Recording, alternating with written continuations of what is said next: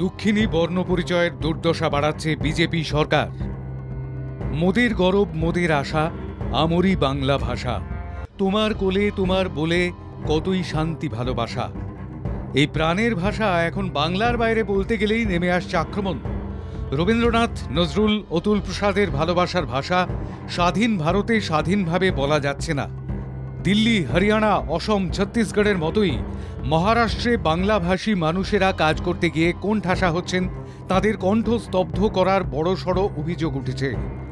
BJP শাসিত রাজ্যগুলোতে সীমাহীন সন্ত্রাসের শিকার হচ্ছেন বাঙালিরা, যারা ভারতীয়, যাদের বৈধ নাগরিকত্বের পরিচয়পত্র রয়েছে। অভিযোগের বহর যত বাড়ছে ততই বাঙালি এককাট্টা হচ্ছে। মমতা বন্দ্যোপাধ্যায় বাঙালি অস্মিতায় আঘাত নেমে আসায় বোলপুরে প্রতিবাদে পথে নেমেছেন।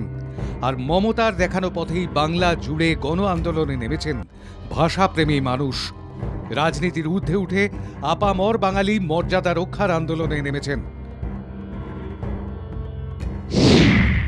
ভক্তিমার্গের পবিত্র ভূমি নদিয়ায় ভাষা স্বাধীনতা রক্ষার আন্দোলন। শ্রী চৈতন্য অদ্বৈত নিত্যানন্দের মাটিতে বাংলা বিরোধীদের বিরুদ্ধে প্রতিবাদ।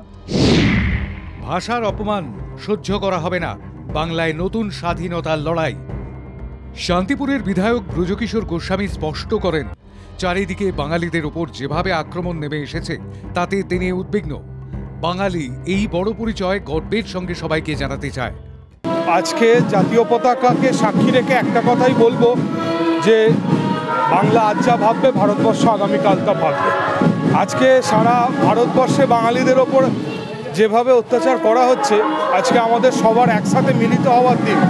আমি গর্বিত, আমি বাঙালি, এর বাইরে আর কোনো শব্দ বলবো না।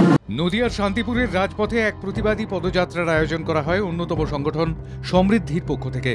পদযাত্রায় পা মেলান শান্তিপুর পুরসভার চেয়ারম্যান সুব্রত ঘোষ।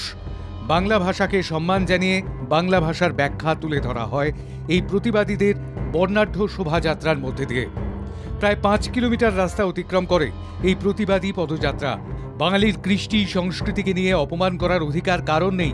বাংলা ভাষা আমাদের মাতৃভাষা, আর সেই ভাষাকে অপমান করলে প্রতিবাদ আরও বৃহত্তর হবে।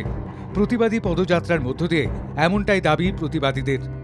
সম্প্রতি নদিয়ার একাধিক জায়গায় পরিযায়ী শ্রমিকরা ভিন রাজ্যের কাজে যাওয়ার পর তাদেরকে পুলিশ আটক করে হয়রানি করে, চাওয়া হয় পরিচয়পত্র। বাঙালি বলেই কি তাদের উপর এই অত্যাচার? এই প্রশ্নই বারে বারে তুলেছিলেন হয়রানির শিকার হওয়া পরিযায়ী শ্রমিকদের পরিবার। রাজ্যের মুখ্যমন্ত্রী মমতা বন্দ্যোপাধ্যায় এরই প্রতিবাদে রাস্তায় নেমে প্রতিবাদ করার হুঁশিয়ারি দেন। ভাষা আন্দোলনের ডাকও দিয়েছেন তিনি। স্বৈরাচারীদের শিক্ষা দিতে আম বাঙালির সোচ্চার প্রতিবাদ যে বাড়তি অস্ত্র হয়ে উঠছে তা বলাই যায়। মাধব দেবনাথের রিপোর্ট, বাংলা জাগো।